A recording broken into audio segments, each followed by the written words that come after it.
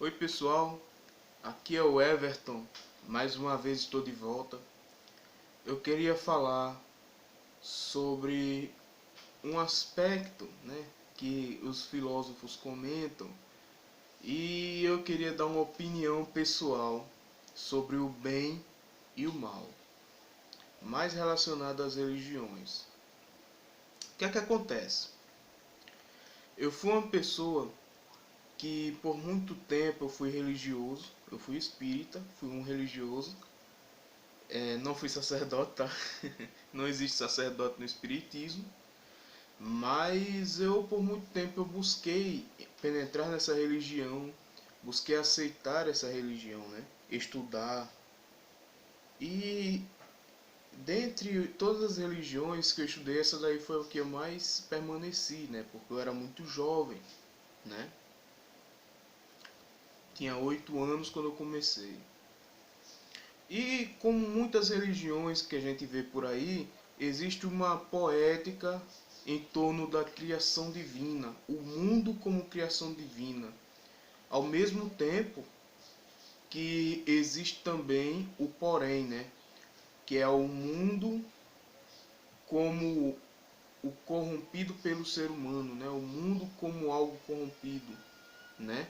Então é um conflito das religiões, né? Essa coisa do bem e do mal. E o bem e o mal nascem, então a criança berrando alto aqui. É, e o bem e o mal nascem muito desses conflitos, né? O ser humano vai vendo que o seu corpo tem prazer com algumas coisas, ao mesmo tempo, deixa eu acender a luz. Ao mesmo tempo que a gente sente dor com algumas coisas. A gente sente fome e a gente se sacia. Então a gente tem esse pensamento, né, natural nosso, de que matar a fome é bom, mas a fome em si não é prazerosa, é um sofrimento, né? A sede é um sofrimento, mas matar a sede sacia, né? É algo benéfico. Então a gente tem esse conflito que é natural da nossa vida, que esse conflito, essas coisas, né, da nossa vida, essa escassez de recursos, esse desejo que é do ser humano, traz novas ideias do ser humano, né, ao ser humano. Então a gente nasce, cresce e a gente reflete da vida.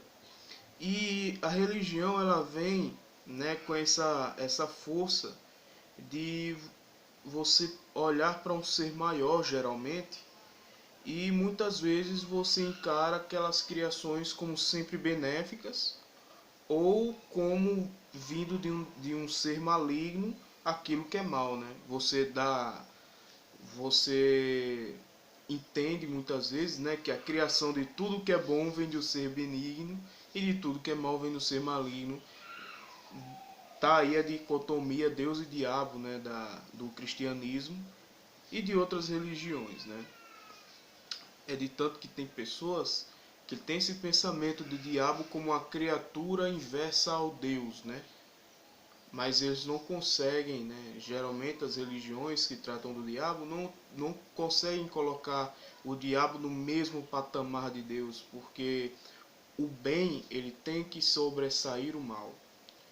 Mesmo que claramente no Velho Testamento não haja essa dicotomia, né? No Velho Testamento não existe muito claro essa dicotomia, né?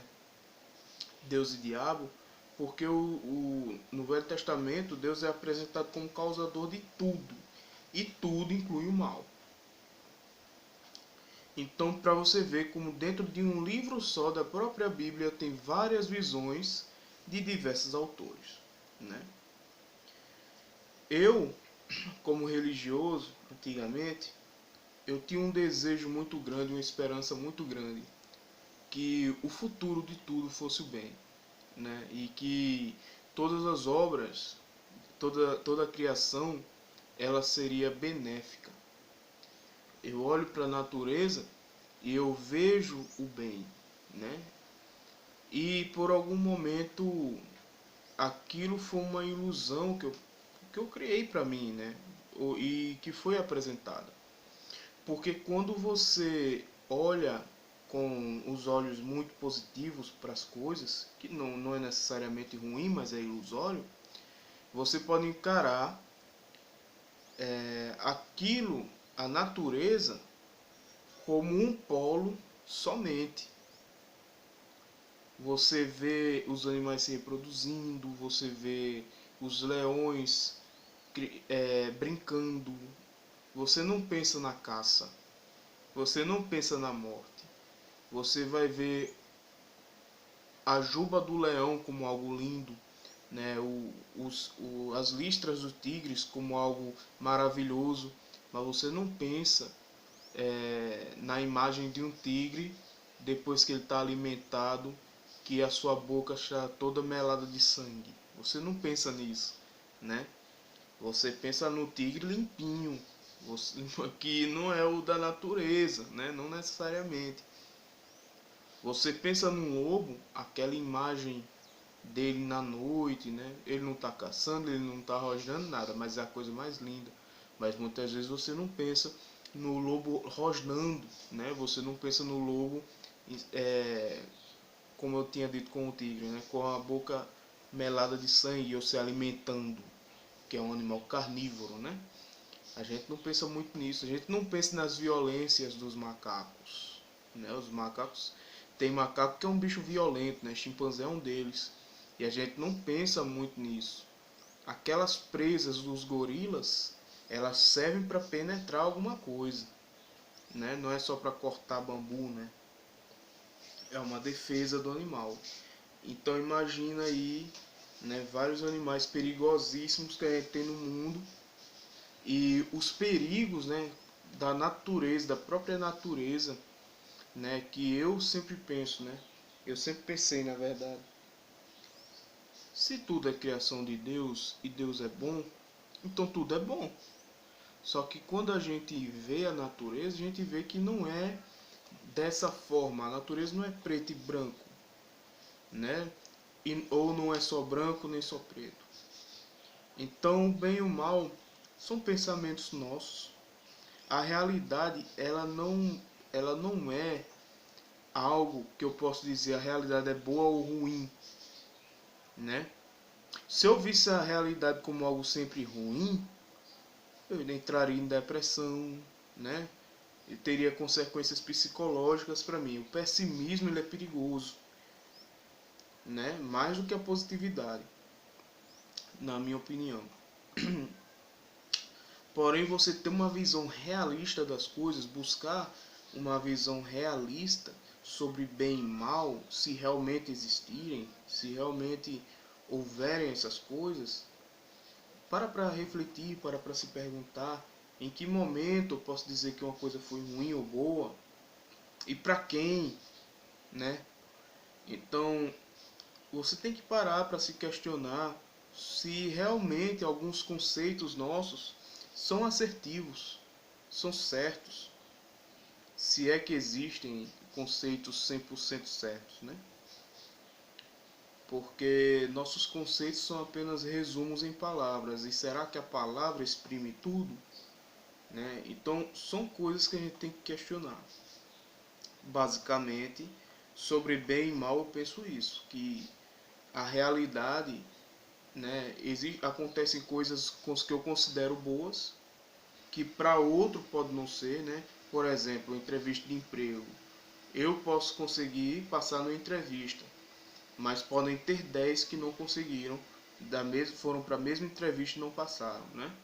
Para mim é bom, para eles vai ser uma coisa ruim, eles vão voltar, né? Gastaram gasolina, gastaram passagem, né? Então eles perderam com isso. E eu saí ganhando porque eu consegui aquele emprego, não é verdade? Então nem sempre o bom é o bom. O bom é o bom para quem, né? Então essa coisa de bem e mal é muito interessante da gente refletir. É uma coisa simples. Eu tô suando um pouco.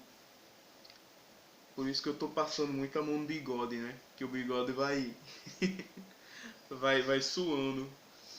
Eu não sou muito acostumado a ter barba. Basicamente é isso, pô.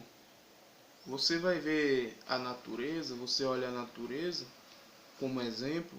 Na verdade não precisa nem só isso, né? Você olha as relações humanas também, né? O ser humano como um ser que se relaciona e um ser que nunca se sacia, nunca está 100% satisfeito.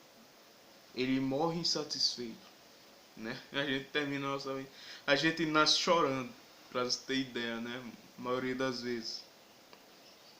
Então, pensa nisso, reflita nisso, busque ser realista. Quando eu percebi que a natureza não é aquela poesia, né? Não é aquele quadro que o pintor vai expressar, né?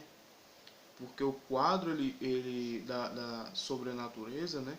Ele vai tentar expressar a realidade, imitar a realidade na sua forma mais bela, né? No ponto de vista mais belo muitas vezes, na maioria das vezes, né? A arte pega muito essas coisas de estética, mas quando você senta num gramado, você sente que debaixo de você tem umas formigas que podem lhe picar. Do seu lado passou um sapo e você pode ter se assustado com um pulo, né? Pode ter um escorpião, uma barata. Você pode ter se sentado num lugar perigoso. Existem plantas, né, que dão alergia. Aqui tem uma planta chamada urtiga, né, que causam alergia. Eu tenho uma alergia a uma planta que eu descobri, melão de São Caetano, alguma coisa assim.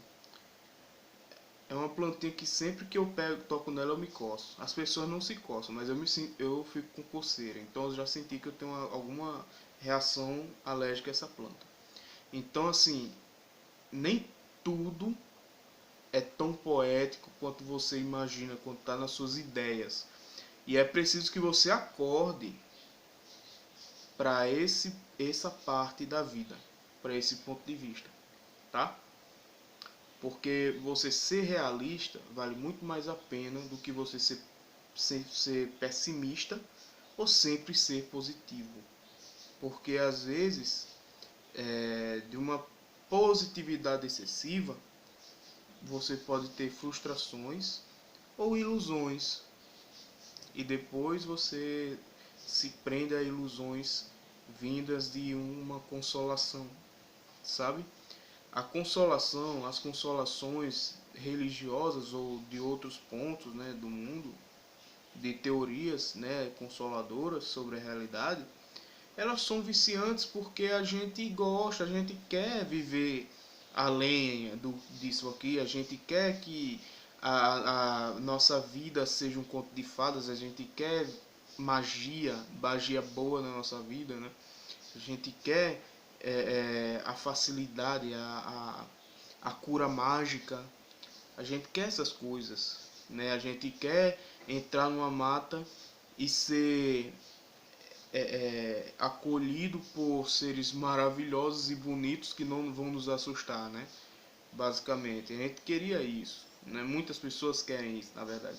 Mas os realistas não querem, porque eles já sabem que isso não vai ter. Não vão haver elfos, não vão haver fadas, não vão haver é, é, aquele lobo maravilhoso, aquele cavalo bonito, né? Que nas expressões dos contos de fada você vai encontrar, né? É basicamente isso, pessoal. Um abraço para você e até mais.